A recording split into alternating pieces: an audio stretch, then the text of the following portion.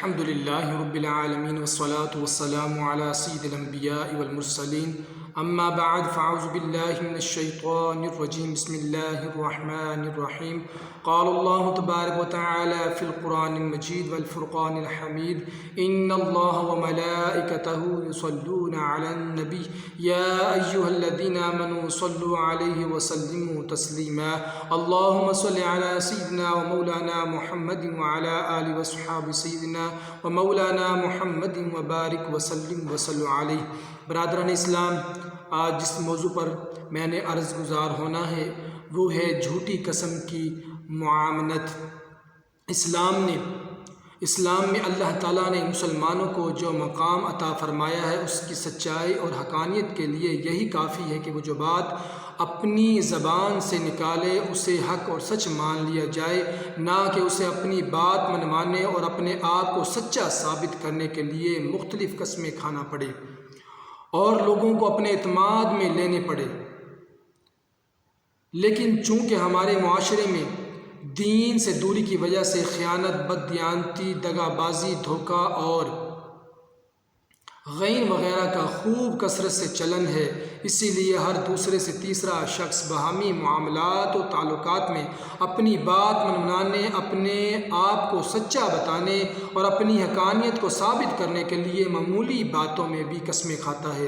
گویا کہ بعض اہم شرعی اور بڑے معاملات میں بھی اپنے اوپر سے کوئی جھوٹا الزام دھونے کی غرض سے بعض مواقع پر شریعت نے قسم کھانے کا حکم دیا ہے۔ لیکن معمولی بات میں بھی قسم کھانا یا دوسرے سے قسم کھلوانا نہ صرف یہ کہ شریعت میں مذموم ہے بلکہ اسلام اس کی مکمل طور پر نفی کرتا ہے۔ قسم کھانا حقیقت میں گواہی دینا ہوتا ہے۔ جو شخص کسی بات کو اللہ کی قسم کھا کر بیان کرتا ہے وہ گویا اپنے بیان کی سچائی پر اللہ کی ذات کو گواہ بناتا ہے، لہٰذا ایسی حالت میں خیال کرنا چاہیے کہ اس معاملے میں اہمیت کتنی بڑی ہے اور قسم کھانا کتنی غیر معمولی بات ہے۔ لیکن اکثر دیکھا گیا ہے جو لوگ جھوٹ کے عادی اور سچائی سے دور ہوتے ہیں وہ بات بات پر قسمیں کھاتے ہیں، کیونکہ انہیں معلوم ہوتا ہے کہ لوگ ان کے بیان کو سچا نہیں سمجھتے، اس لیے وہ لوگوں کو دغا اور فریب دینے کی غرض سے بات بات میں جھوٹی قسمیں کھاتے ہیں۔ لیکن اولاً تو بلا ضرورت قسم کھانا ہی بہت برا ہے، پھر جھوٹی قسم کھانا اور بھی زیادہ برا ہے۔ قرآن مجید میں اللہ تعالیٰ نے اس قسم کی جھوٹے قسمیں کھانے والوں کی بڑی مذمت بیان فرمائی ہے، کیونکہ یہ جھوٹ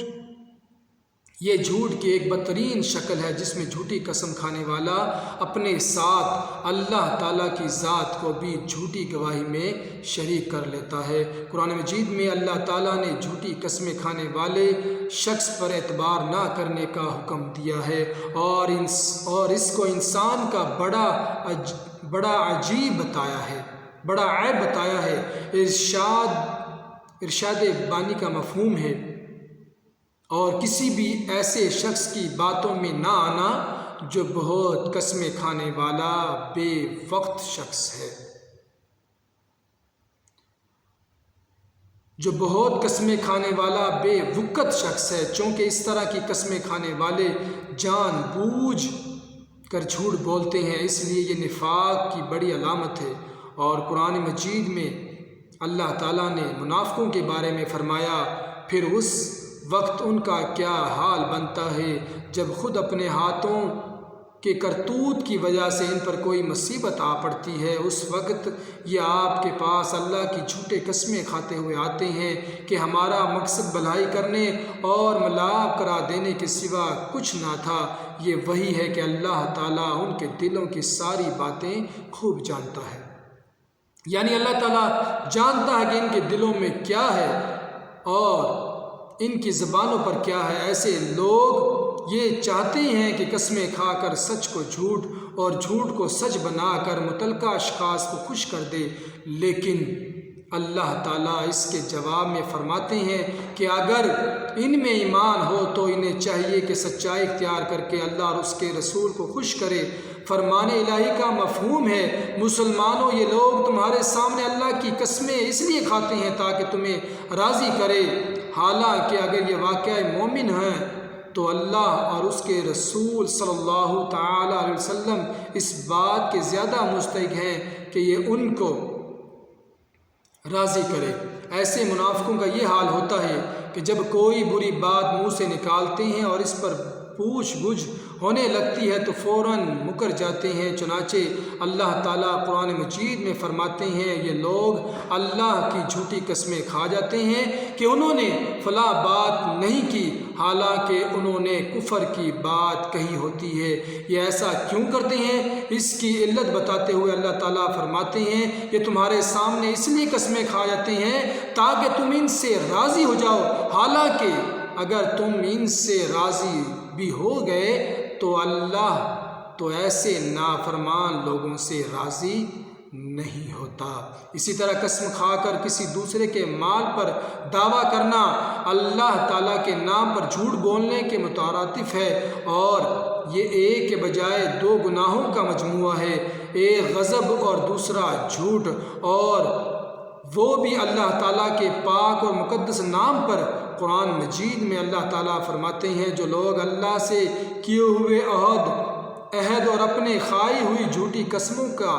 سودا کر کے تھوڑی سی قیمت حاصل کر لیتے ہیں، ان کا آخرت میں کوئی حصہ نہ ہوگا، اور قیامت کے دن نہ اللہ ان سے بات کرے گا، نہ انہیں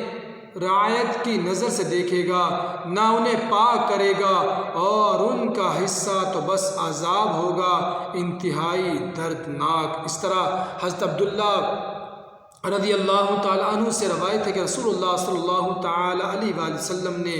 ارشاد فرمایا، جو کوئی جھوٹی قسمیں کھا کر کسی مسلمان کا مال لینا چاہے گا تو جب وہ اللہ کے پاس جائے تو اللہ اس پر غضبناک ہوں گے۔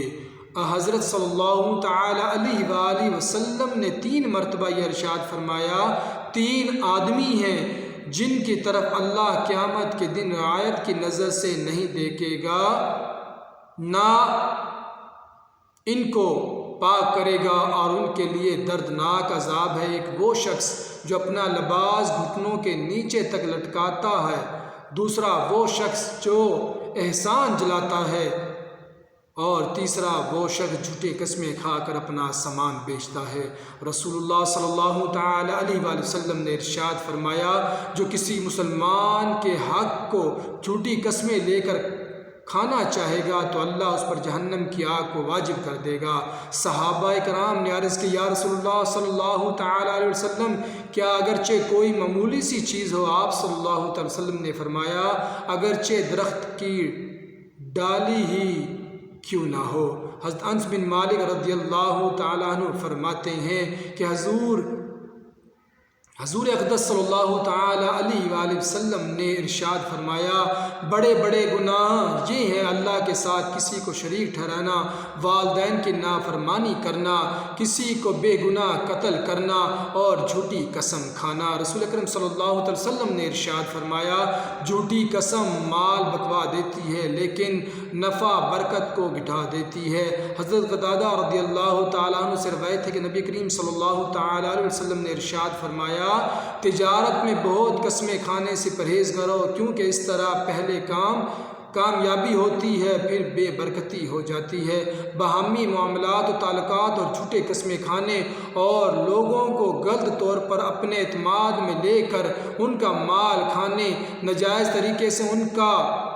حق چھیننے اور ان کے سامنے کذب بیانی اور دغا بازی سے کام لینے کو اللہ تعالیٰ اور اس کے رسول صلی اللہ تعالیٰ علیہ وآلہ وسلم نے نفاق کی علامت قرار دیا ہے، اور ایسے لوگوں کے لیے دنیا میں ذلت و خواری ذلت و خواری شرمندگی اور آخرت میں دردناک سزا عذاب اور عذاب جہنم کی وعید سنائی ہے۔ اللہ تعالیٰ سے دعا ہے جو کچھ ہم نے آج بیان میں سنا اس پر ہم سب کو عمل کرنے کی توفیق عطا فرمائے، بار بار قسم کھانے سے بچنے کی توفیق عطا فرمائے۔ اللہ تعالیٰ سے دعا ہے کہ ہم سب کو اس پر عمل کرنے کی توفیق عطا فرمائے۔ آمین بجاہ النبی الامین صلی اللہ تعالی علیہ وآلہ وسلم۔